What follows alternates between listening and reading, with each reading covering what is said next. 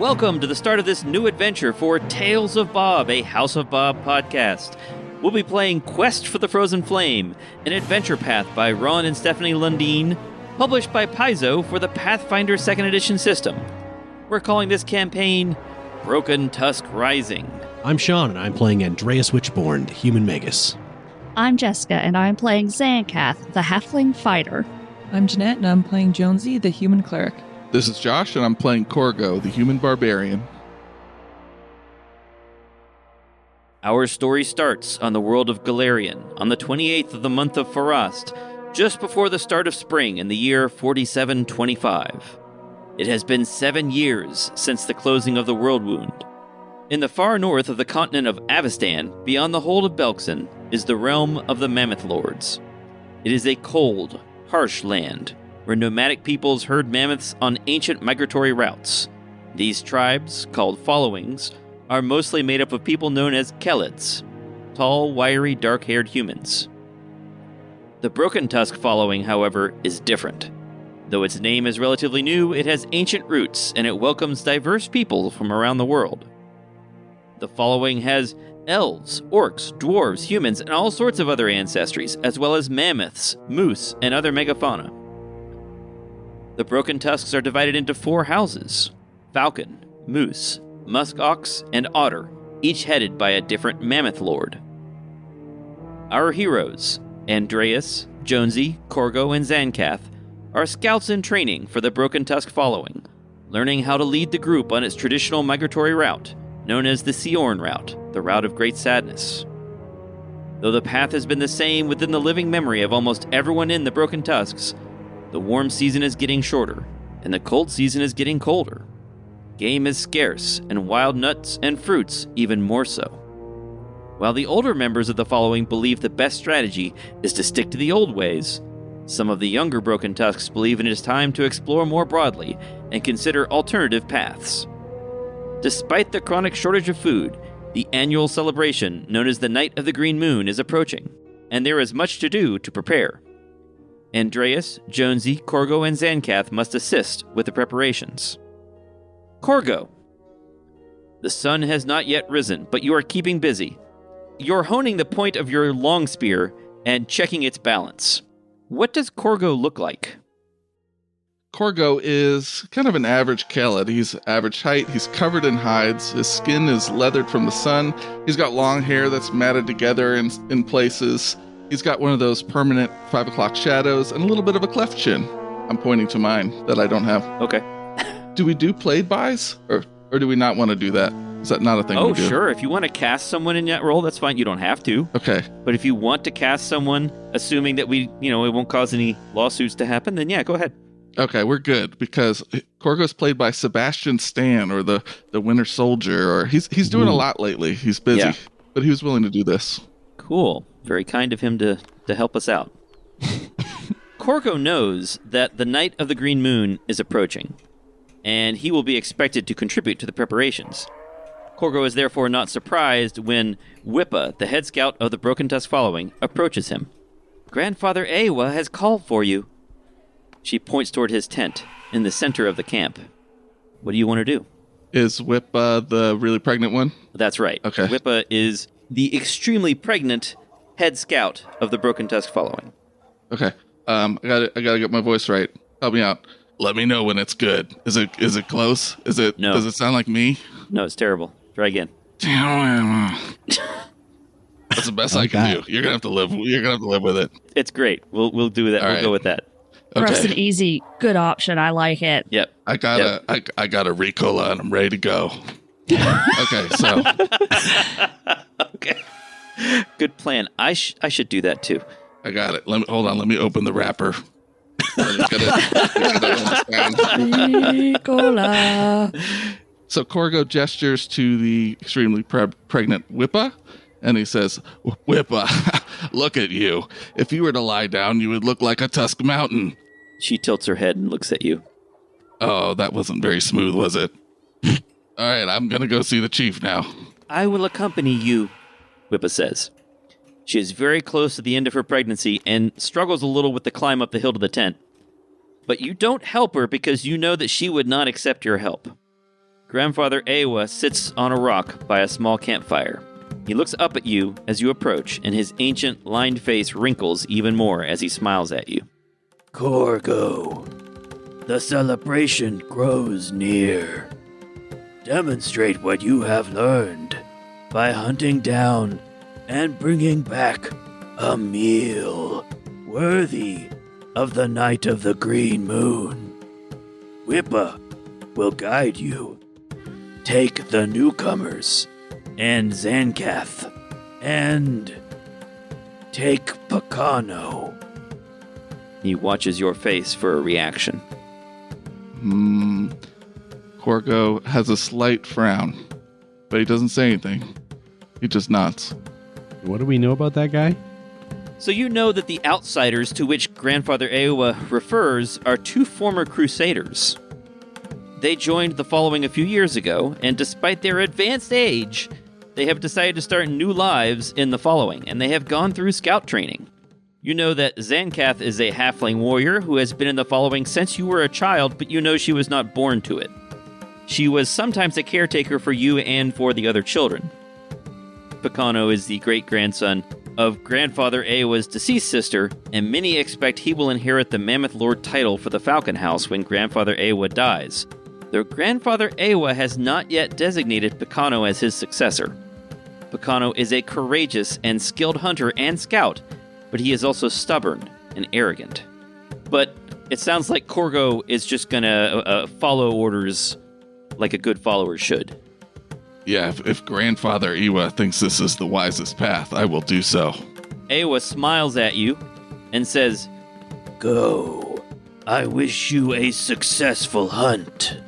And Whippa says, Gather your scouts. I will await you on the north edge of the camp. Got it. I'll see you there. Korgo nods and departs from the tent. What is it that they're in? You probably said earlier. It's a tent, but you were standing outside it because Ewa was sitting outside it. Okay. Korgo's going to go get Xankath first. Okay. All right. So where do you get Xankath? What is Xankath doing? Xankath is already, I assume there is a place designated for, like, archery practice. Sure. And Xankath is... Now there is. Yes, there is. Xankath is there practicing. All right. Well, Korgo strides up to you looking purposeful. As Korgo approaches, he sees a halfling, brown hair. It's curly, but it's usually piled on top of her head in a bun. Kind of long, but you can't really tell because it's usually up. Wearing pretty average clothing, hides and that kind of thing. Bare feet, curly hair on her feet, carrying a short sword and using a bow right now. Now, Korgo is in his mid to late 20s, right? Yeah. How old is Xankath? Xankath's in her late 40s. Korgo, you see that Xankath is here practicing her archery, as she often does. All right, what's the shot distribution look like?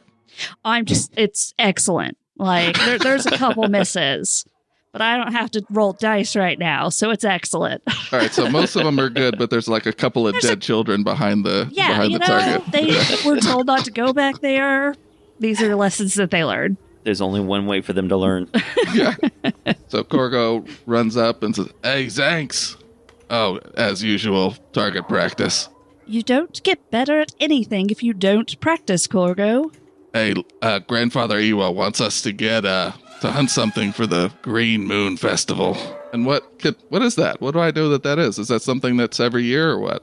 Yeah, it's every year, and you know that it is a celebration of the arrival of spring. Yeah, but they want Pacano and Andreas to come along too.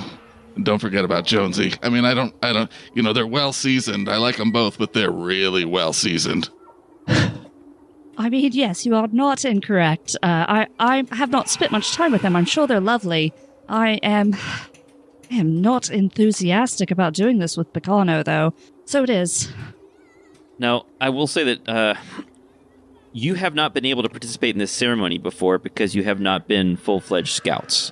Oh. Right? So you have not actually been to the site. You've been with the following for a while now. But because you haven't sort of graduated, you haven't been able to participate in this ceremony. So you actually haven't seen the site before. you've collected one of your group members. Who are you getting next? Someone roll a die between the other two. Oh, Shaun raised his hand. Okay, thanks. That's awesome. No die necessary. Okay, Korgo will go try to find Andreas. Yep, where is Andreas? Andreas is kind of on another little hilltop around the following, sitting cross-legged in front of a big stump.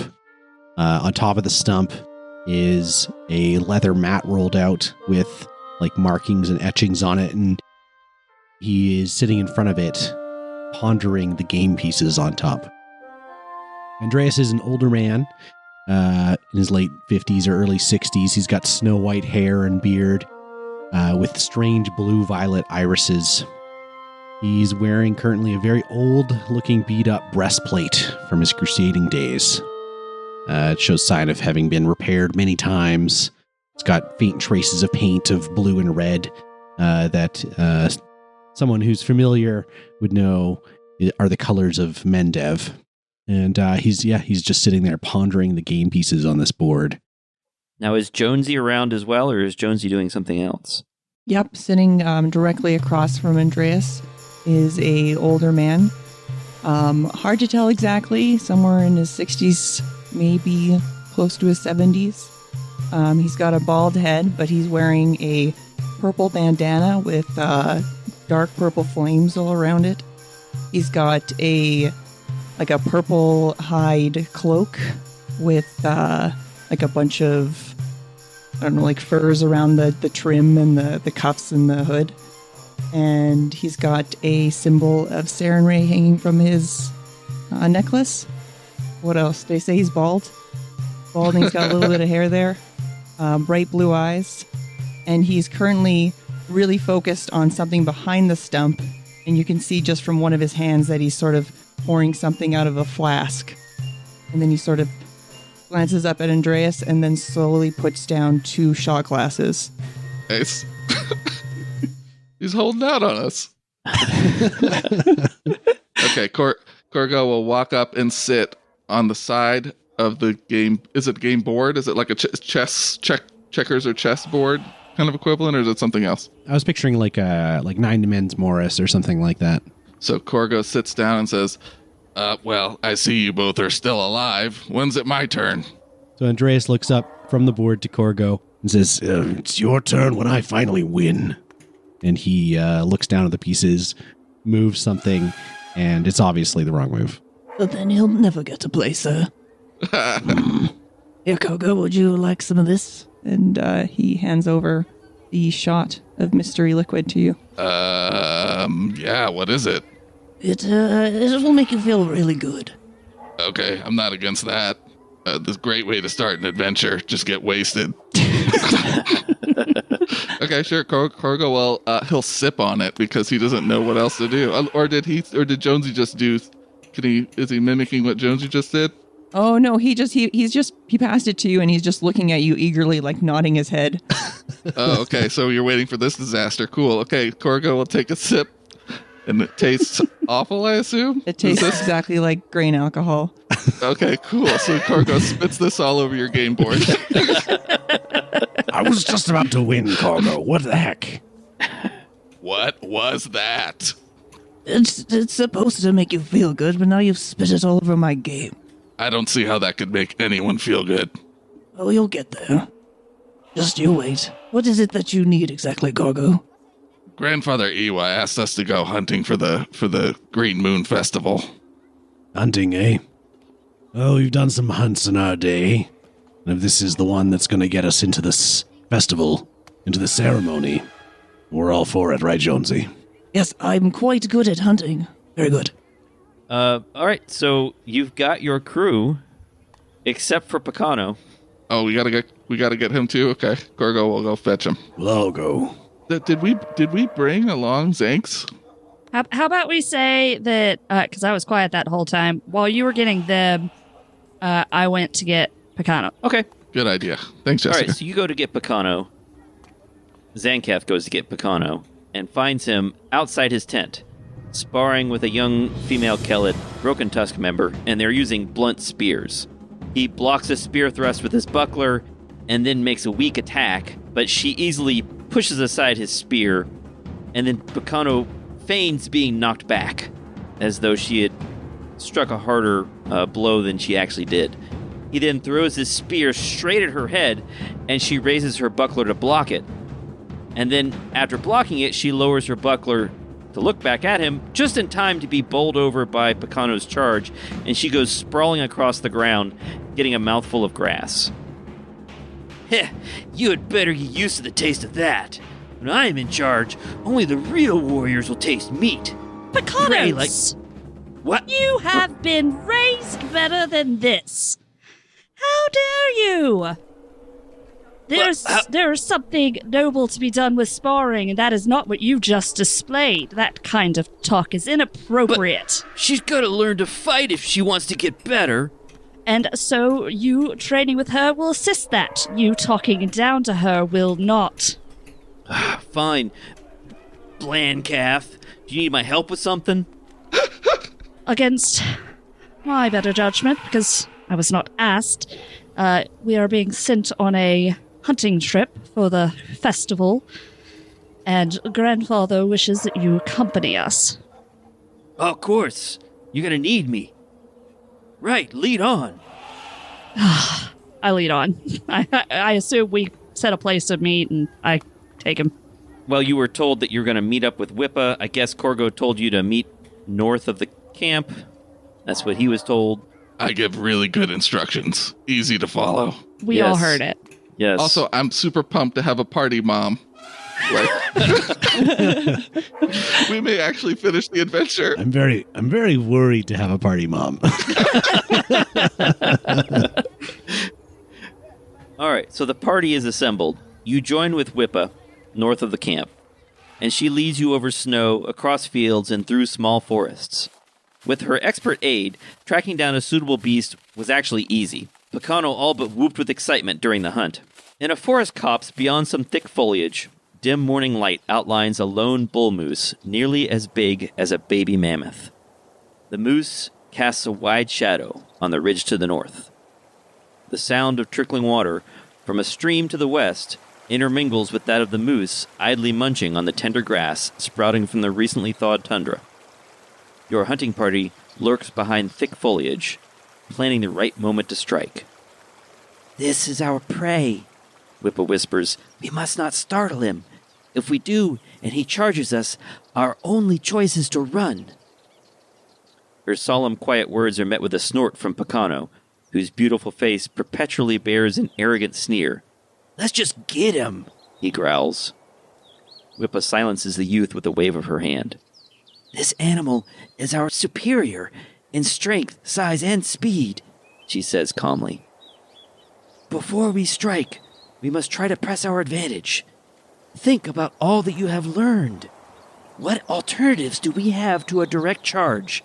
How can we control the area and gain an advantage?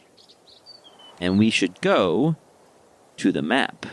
What? Andreas, look how cute that moose is. It's certainly less fearsome than many of the demons we fought over at the World Wound. But, Jonesy, do not mistake its cuteness for docility. I am certain it could gut us from groin to neck as easily as anything else. Yes, I have dealt with moose before. Mooses is how you say multiple of them. I thought it was meese. No, mooses. Well, like the pudding. Reading Rainbow. Like the pudding.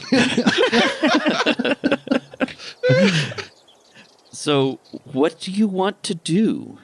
Well, I have one idea. I have a spell I've been practicing. It will allow me to amplify the sound of my voice. I can use it to frighten the creature away from me towards the rest of you, perhaps if you're lying in ambush. I would prefer to not be directly in its line. I tend to prefer fighting from a distance. Perhaps I could move to the side and flank it to provide another target. Yes, I think flanking, that sounds like smart tactics. What's everyone else got up their sleeves? Which way's the wind blowing? The wind is blowing toward you. You are downwind of it. Oh, so no. It is not... You can smell it, but it can't smell you. Yeah, that's Okay. good. Whippa knows what she's doing. Yeah.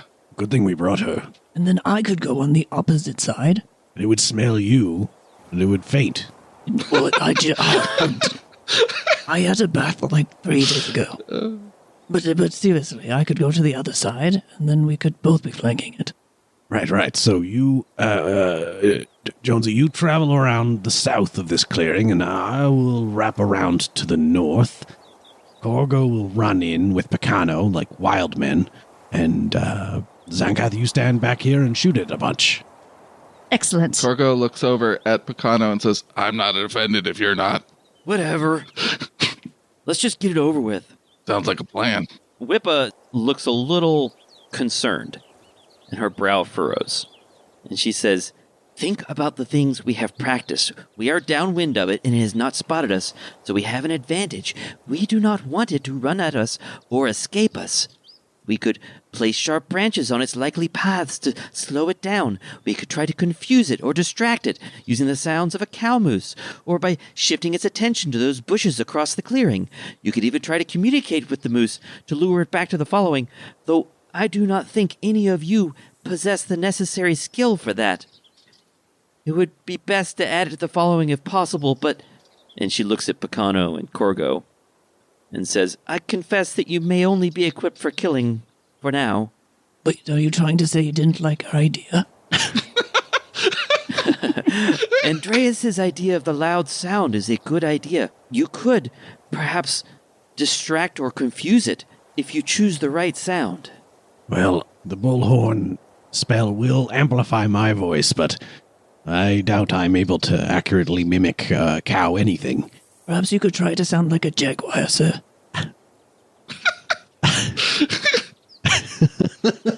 They are quite fearsome. I mean, I could try. It's been a long time since I worked at the theater. Maybe you should do a quick practice right now. Rawr. All right. Whippa puts her head in her hands. Oh my God. Did you guys hear that, Jaguar? See? Korgo. So good. Picano says, Morgo, you idiot. Well, okay, look. I can scare it towards that, like away from me. But the bullhorn will work for that. But what do you guys bring to the table here? I've got a spell. All right, you can't judge me. I would never. Perhaps I could move to the north of it and lay down the sharp branches, as Whippa suggested, to cut off or slow it down in that line of path. So here's what we're going to do mechanically here. If you want to try to move to another position, we're going to have to use the rules for sneaking and stealth. If you want to do something else, you all get, before we get into combat here, you're going to get a chance to stride up to your speed and make a single check or attempt something. All right? So, for example, if you want to try to spread those sticks around that she mentioned, then you get a chance to move up to your speed and attempt a single check, and I'll tell you what that check is if you want to do that. If there's another thing you want to do, if you want to try to make a loud noise and scare it or move it, then you will get to do that and move up to your movement. And once everyone has done that or decided to do nothing, then we'll see what happens after that. Then we're going to roll for initiative and see what happens. Is this shadowy area on the map here, is this sort of a hill? Like, are we below, or is that... This is, yes, so you are sort of on you're peeking up behind these bushes and over the lower side of this hill there. So you're looking up the hill. Okay. Yeah, so to describe the situation for the listeners, there's a clearing, and it's got some shrubbery around it, and the party is on the eastern side of the map behind some shrubbery and below the surface of the hill. To the northwest side of the map, there is a stream flowing, and the moose is near some hedges, sort of near the middle of the map, chewing on some grass. I do have one other idea that may be helpful. I have a different spell that I've been practicing, called Ray of Frost. And I should be able to hit this creature with this icy blast. And if I hit it exceptionally well, and perhaps in a critical joint of its legs or something like that, I could slow its speed. but it is unlikely. Now, I should also mention that the other things that Whippa mentioned involve skill checks. So, for example, throwing those branches down in an attempt to slow the creature if it were to move and block its escape, that would be a nature or survival check. If you wanted to try to imitate a cow moose sound, that is a deception or performance check. She also mentioned rustling the bushes, try to confuse or frighten it. That would be an intimidation or thievery check. And, of course, you can do other stuff as well, and we'll just figure out what happens based on what you choose. Can Korgo attempt to tame animal? You can. That would take a while. Yeah, that takes time. And it might run off, so we'd have to get in position anyway. And he also kind of feels bad to, like, make it a friend and just to go bring it back to the camp and just stab it to death. You know, that just feels wrong. But I was thinking that there's, like, this whole animal, befriendment montage. You, like, training it and, like... spending hours with it. Bringing it back to the following doesn't mean that it immediately gets eaten. Okay. When animals are brought back to your tribe, your following, they become part of the herd. Isn't the point of this to get food for the festival, though? Yes, so that is an option. You could just outright kill it, and you'll get some meat and hide and that kind of stuff, yes. Well, I think I know what I'm doing, you guys. Okay, so let's go ahead, and has everyone decided what they're doing? Yes. I'll figure it out. Now I'm confused. I was going to be nice to it, but it sounds like we're just going to stab the thing. Oh, I would rather be nice to it.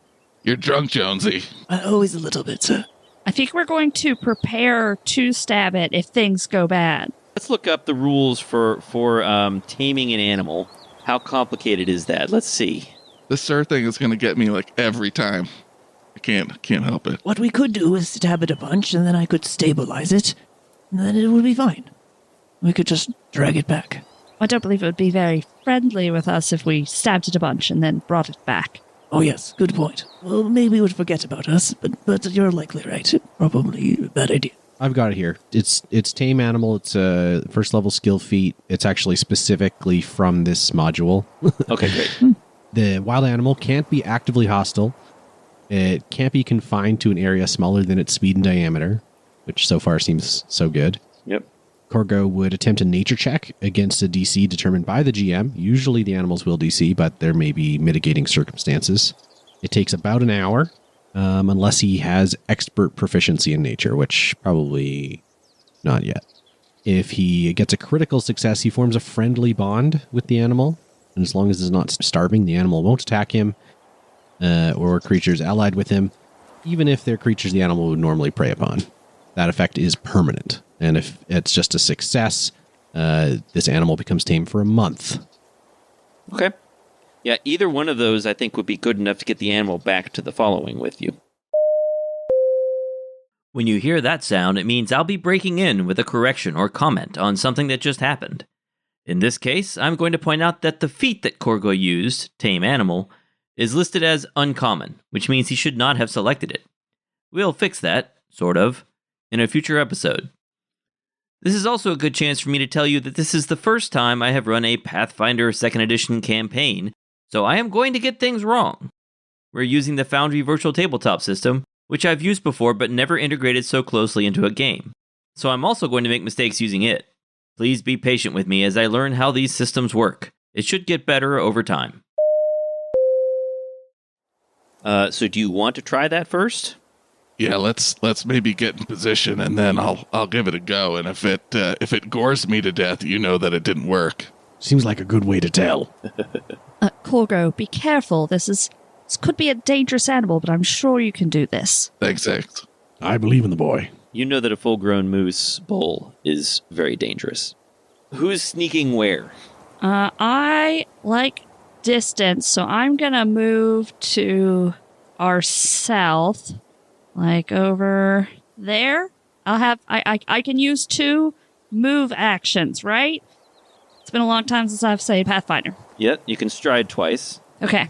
Mike was saying we get 1 action after a stride, or one activity after stride, so if you're moving twice, maybe that's all you get to do. I don't know. Yep.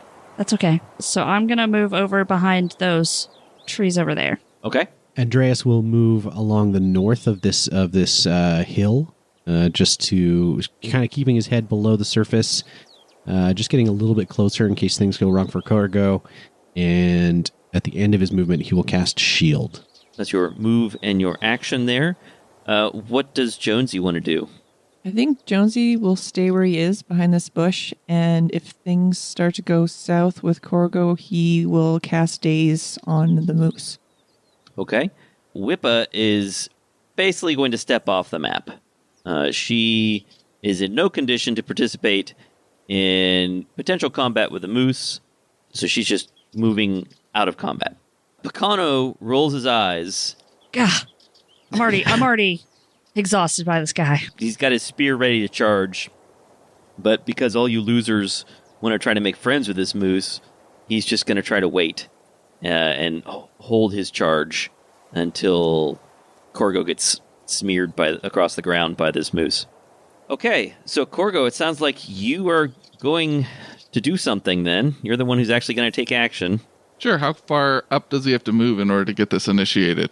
He's about 45 feet away. I think it just has to be able to hear you. Oh, all right. So Korgo will move a little closer. Let's say 10 feet. So Korgo climbs out of the bushes and up the side of the hill within view of the bull moose, and you're going to attempt to tame this animal. Not bad, G. That's a 21. The DC, you said, is its will DC, right? Yeah, unless there's some reason it would be higher or lower. No. Okay, so that is a success. It's not a critical success, but it is a success. And the moose stops chewing the grass and turns its head sideways to look at Korgo, who is standing there making... How are you trying to befriend this moose? What is it that Korgo's doing? All right, so I, Josh, don't know anything about animals. I don't know anything about mices, so I'm just going to make this up as if Okay. as if Here, this moosey, works. moosey. So he thinks that it would be scared of predators. Typically, they have their eyes at the front of the head. So Korgo approaches with his head sideways so that he only sees one eye, like he's, a fellow moose.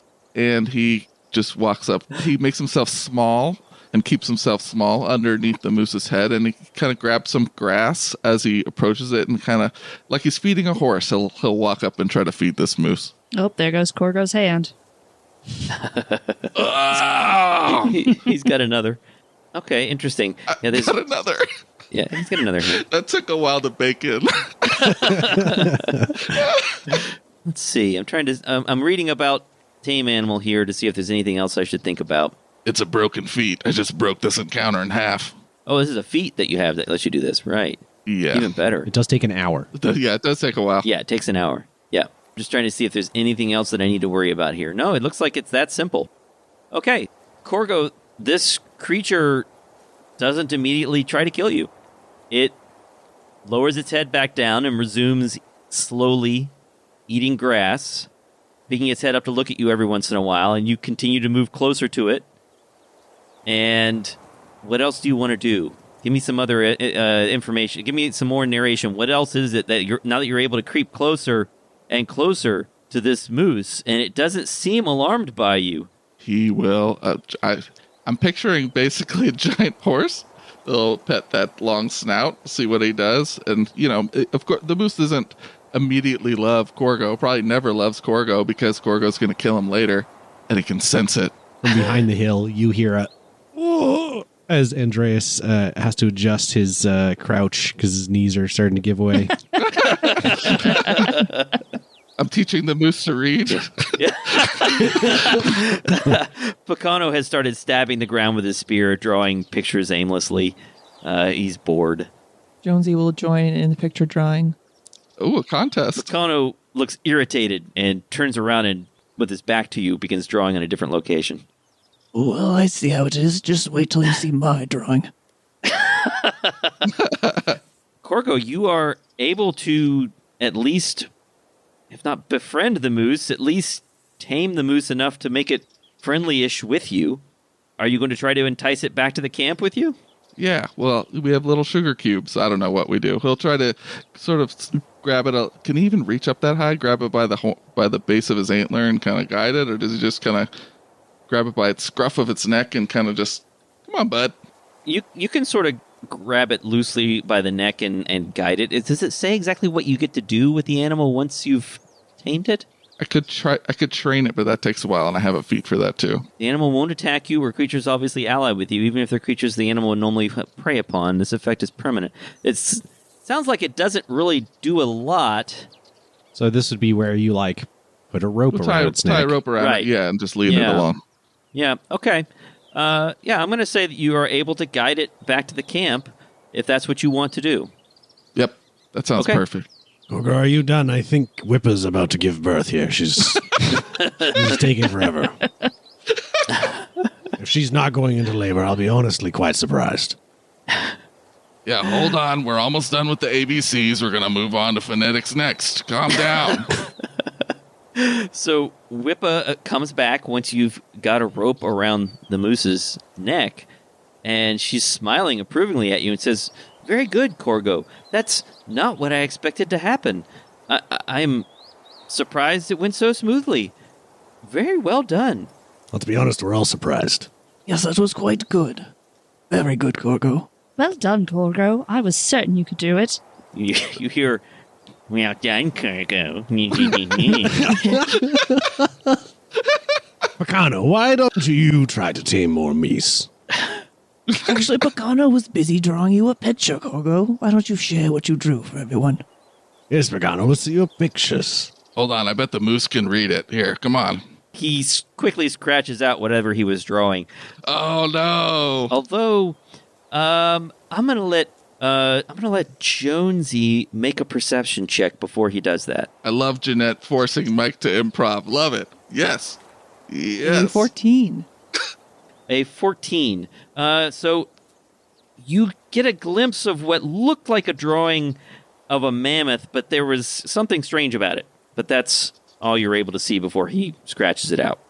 You will kind of cock an eyebrow at that and then scratch out his drawing too. Okay. What was his drawing? Can I make you make a perception check?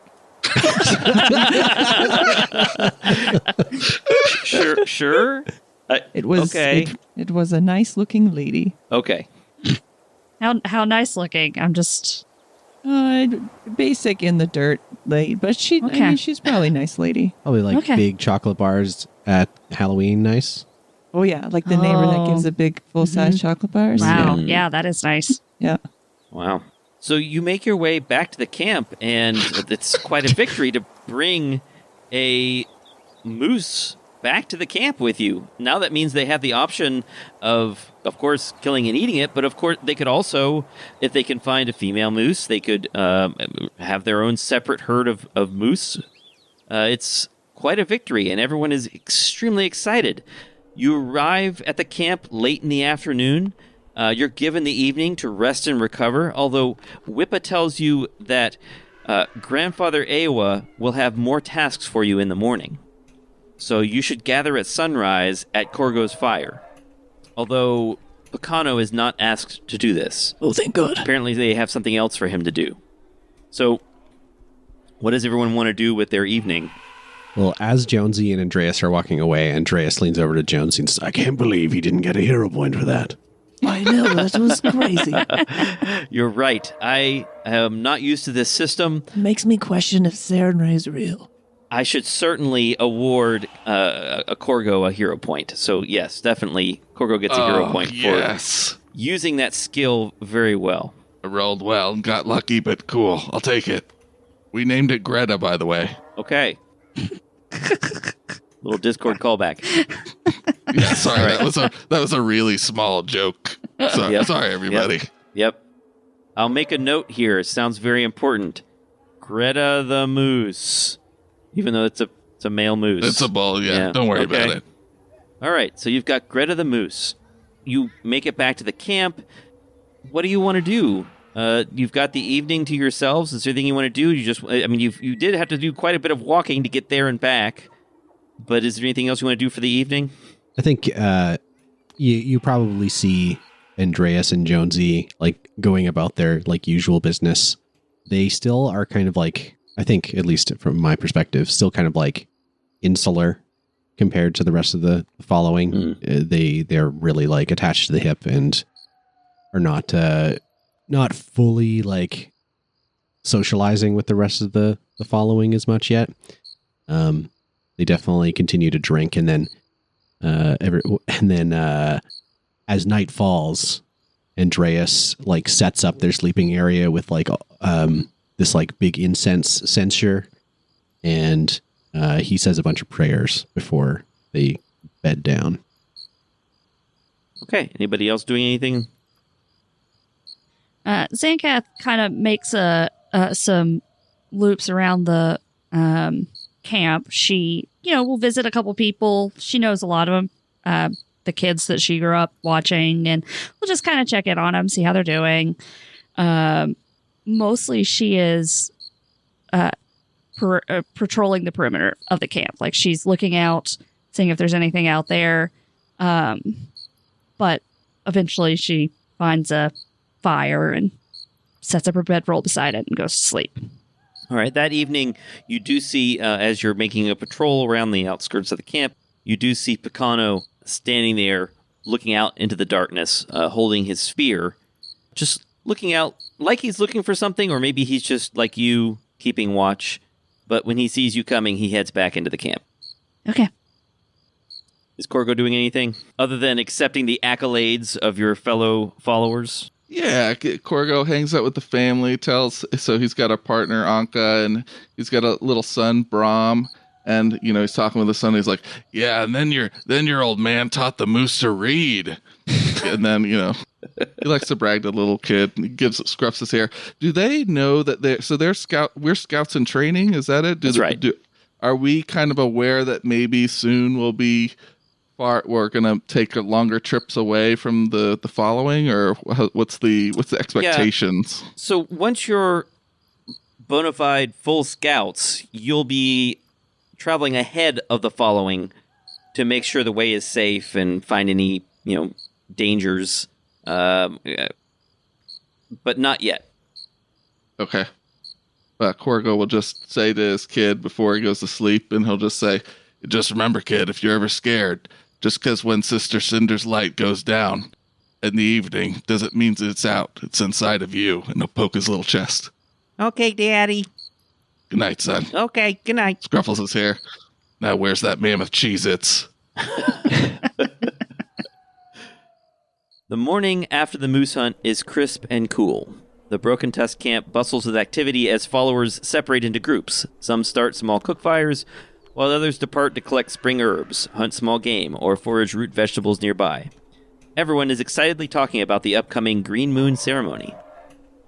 Which of you gather at sunrise, as Wippa asked? Is everyone going to show up, or is anybody going to play hooky?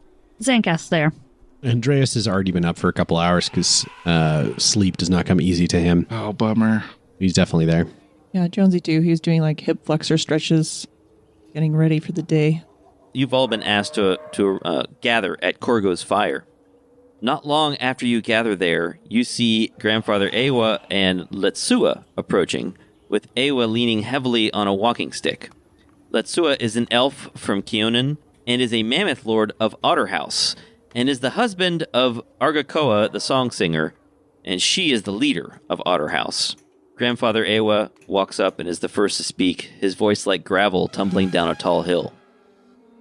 Young ones, Wippa says good things about your scout training. Said you might make good mammoth lords someday. Ha! Let us hope so. He smiles broadly, and his weathered face crinkles like parched earth. The green moon rises 3 nights from tonight, and its light will mark you as true Broken Tusks. But there are still many things that must be done if we are to be ready for the ceremony. 3 things exactly, trills Letsua. He steps forward, even taller than Ewa. First, the ritual site at Rockloom must be scouted, cleared, and secured before the Green Moon ceremony. Second, we need you to carry fragile ceremonial vessels and fill them with water from the Gornock River. Third, there are some tapirs nearby which we seek to add to our herd.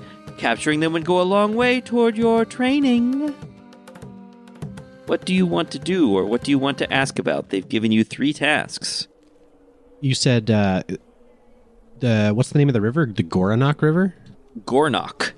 Gornok. Okay. They've given you 3 tasks. First, the ritual site at Rockloom must be scouted, cleared, and secured. Second, they need you to fill up some ceremonial vessels with water from the River Gornok and bring them back to the camp. And then third, there are some tapirs nearby that they want to add to the herd. They would like you to capture them. You guys know what tapirs are? Yeah. Yep. No. Okay. No? No. Oh, they're so I mean, cool. I may when you describe them, but I don't know the name. Tapirs, for the sake of our listeners, are quadrupedal mammals that have a prehensile snout. It's not as agile as an elephant, but they do have long, sort of manipulable snouts. It's like a cute anteater. Oh. They're like pigs, but Yeah. with sort of an anteater snout. Like more pig-like than that, but The stripy ones are so cute. Yes, and look, just if you look Googled up a them. baby tapir, look for a baby tapir. They are adorable. Wait, did they want us to kill these? no capture. No, thank God. capture them. They're so cute. Oh, they're so cute. Yes, they're really, really cute. We're never going to kill any animals in this animal killing adventure. All right, well, the 3 tasks, Letsua. Simple. We can easily handle these things for you. You said the ritual site at Rockloom needs to be scouted and cleared. Does this site have a history of dangerous animals or other creatures that we need to be prepared for? No, there shouldn't be anything dangerous. We just want to make sure you are scouts in training, after all, are you not? So it would behoove you to have a look at the place. If there are any unusual animals, if anything looks out of place, you might investigate it. And also, you ought to see it for yourselves. You've never seen it before. Can I do a perception on that answer? Sure. Just to see if we're getting the whole truth there. And sorry, she, he, they. So Letsua is a he, right? I think so. I heard a he earlier Yeah, I'm pretty as you sure. were Thank saying you. Yeah, I think something. I heard he too. Yep, that's right. I got a 23. So it doesn't look like Letsua is trying to mislead you, but it does look like he's not telling you everything. He doesn't. You're not getting the sense that they're sending you to your doom, right? It's just that they want you to look at the place for some reason aside from just scouting it out. Okay. Eowa speaks up. He says, It is an ancient place of animal spirits. We have observed the green moon from Rockloom for many generations, since before the breaking of Tusks, since before we were who we are. Go there, and you will understand why we call it Rockloom. And these ceremonial vessels that you need filled with water from Gornok, is there a reason it has to be filled there? Is there not a closer source of water? That is the closest large source of water, and it is tradition. This is the Gornok Plain. We fill our vessels with water from the Gornok River. Okay. That's a good answer, sir. It seems to make sense to me. If I see a pond, though, along the way, No ponds. or a spring or something, No. sure. No ponds, no springs, the river or nothing. Do I know distance, like how far it is to Rockloom and the Gornok River?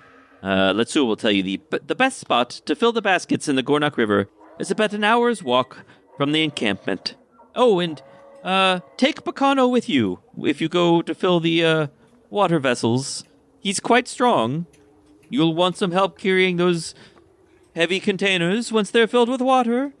I'm sorry, Letsua, but I'm pretty sure he hates us and won't want to come. No, he's just young and headstrong. You know how they are. Perhaps there's some sort of... Eh? Perhaps there's some sort of B team he could be put on. Or maybe Korgo could tame him. Awa laughs at that.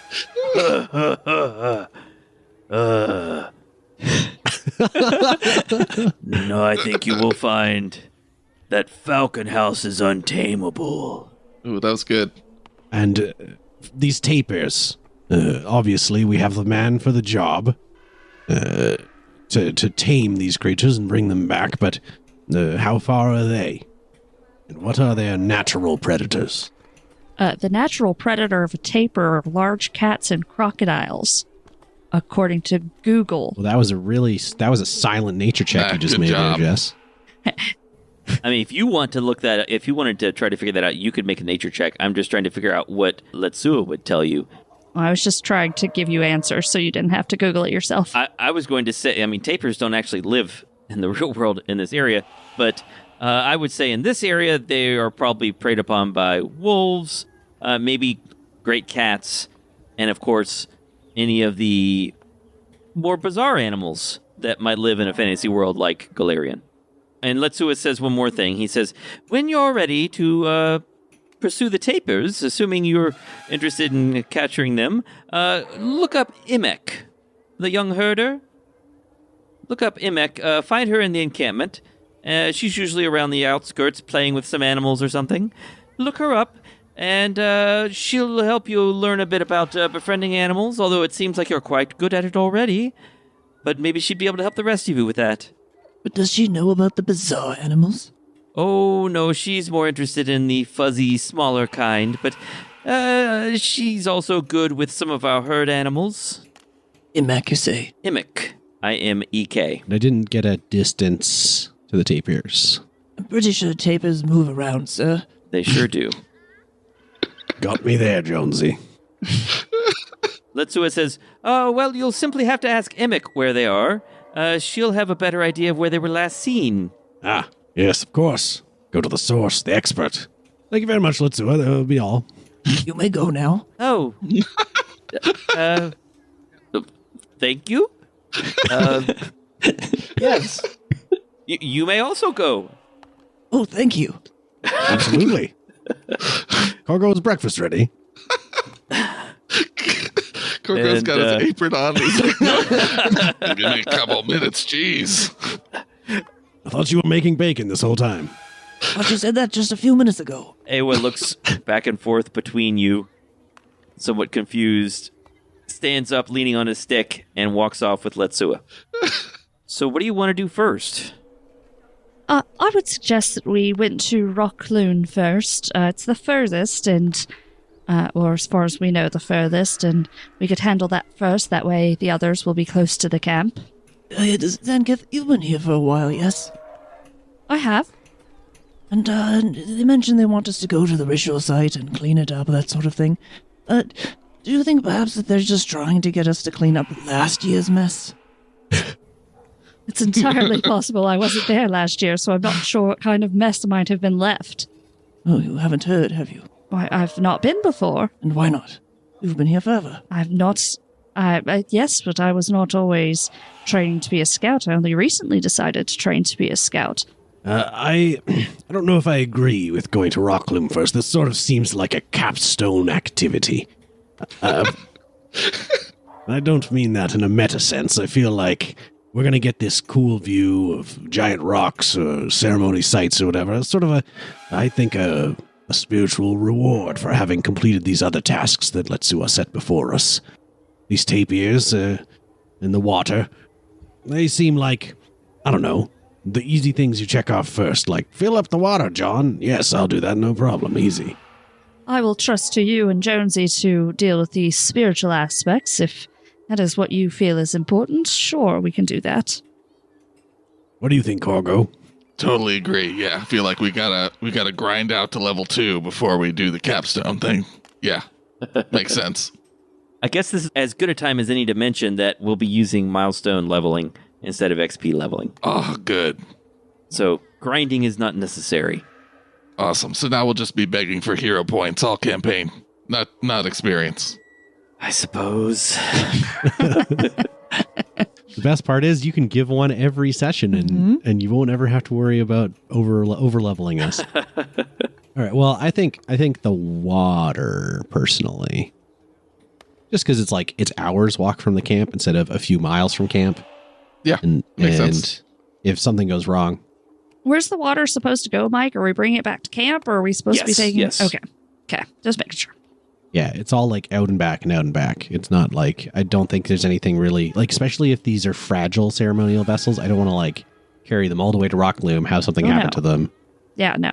Do we have I have no idea how to say this. A travois? Travois? A travois. Travois. No, you don't have one. Travois. Travois? Yeah, so that is for societies that don't have wheels, that's like their cart.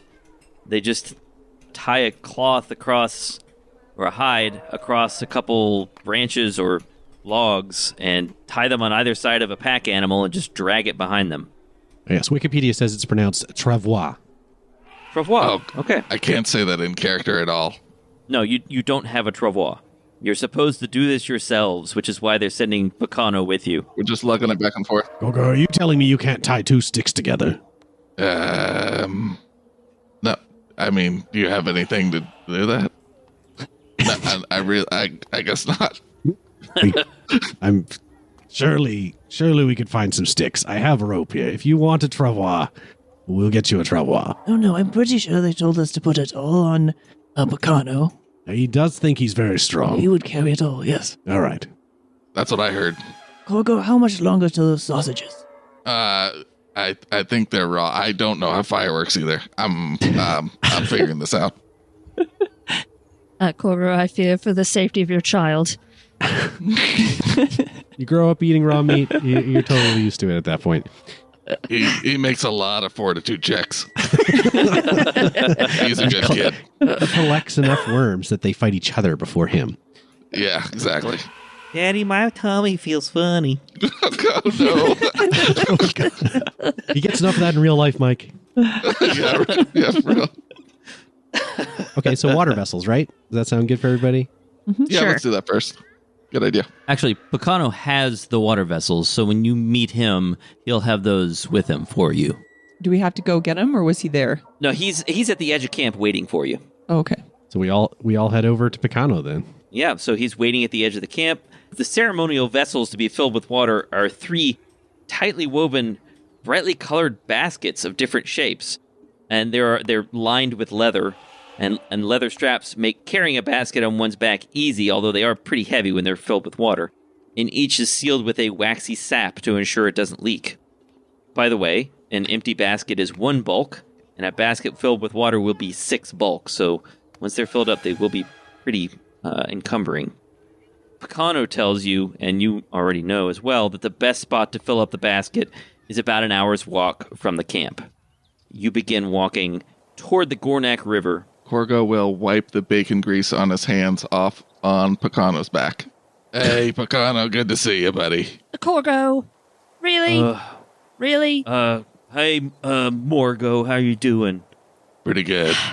Picano, he shouldn't have done that, but you don't need to resort to name calling. What do I do with Isn't you? his name Morgo? No. What's his name? Oh, Korgo. I'm sorry, Korgo. Yeah, Korgo. Yeah, of course. I knew that. Here, Picano, give me one of those baskets. I can carry one easily. I got him. I can carry all of them. How many are there? 3. Cool. I don't have to carry one then. It's not necessary, Picano. We are all here to work together, and we can share the load. Allow me, please, to carry one of them at least. Fine, big guy. Here you go. And he gives you a basket. Why, thank you. You said 1 bulk when empty and 6 bulk when full? That's right. Yeah. He's not going to be able to carry them all when they're full. You'll have to divide them up. Like to see him try. Jonesy, will you carry my backpack while I carry this? Yes, sir. Thank you very much. If you're carrying my backpack once it's full, then I won't be fully encumbered. So, All right, so you approach the river. There's nothing remarkable about the river. It is flowing freely. It's not frozen. And as you approach the river, and you can see some reeds and some water plants, I need everyone to make a perception check. Wow, that was not good. I didn't see anything. I got an 8. It was a natural one. Okay. I mean, a +7 is still nothing to sneeze at. No. You're just saying that because you got a 7. Yeah. Xankath, you don't see anything interesting. What about everybody else? I got a 7. No, you don't see anything either. 11. 11, Korgo? Jonesy got 23. 23. Go, Jonesy. Jonesy, as you're walking toward the river, you see amongst the reeds what looks like a spear protruding from the riverbank. Oh, Andreas, there's some sort of spear. I could use it as a walking stick for these backpacks. They're so heavy. Do you mind going to take a look? Yes, of course. Pacano says, "Hey, I see it. I see it. That's mine." Okay, well, Pacano, can you please retrieve that spear for Jonesy? He's having trouble with the backpack weight. All right, he runs over and pulls the spear triumphantly out of the riverbank and holds it up in the air and says, "Oh, so you want it? Who objects to my right to this spear? I challenge you to a wrestling match for this prize." Jonesy just drops the backpacks. It's like, you're on, young man. Well, that's not how I anticipated that going. So the wrestling contest begins. Wait, I have to take off my coat and just make sure my leathers are on properly. Pacano slaps his hands together, rubs his hands together in excitement, and says, "This is gonna be great. I've been waiting to slam you down on the ground for a while, old man. And we'll find out what happens in 2 weeks." Oh. Thanks for listening to Broken Tusk Rising. You can help the podcast by giving us a 5-star review on Apple Podcasts or Spotify, by following us on Twitter, Facebook, and Instagram as @TheHouseOfBob, or by chatting with us on Discord, and most of all, by supporting us on Patreon. That's at patreon.com/TheHouseOfBob. This show is possible due to all our patrons who get special zines, one-shots, episode commentary, and other stuff for supporting the podcast. We'd like to thank our current patrons: Patrick, Pink, Gary, Oliver, Garbanzo, Jacob, D-Chan, Cameron, Eli, Annette, Bruno, Thomas, Mortimer, Ben, Connor, Padraig, Brandon, Team EAMONN, Pavel, Christine, Tom, Elias, Mark, Jessica, Scooter, Tyler, Josh, Keith, Blucket12, because 11 Bluckets are not enough, Tom, Jessica, Kieran, and Luke. Art for this episode is by Shaun Makes. The main podcast art is by Trevor. Audio production and music are by me, Mike Hammock. Thanks again for listening, and roll on.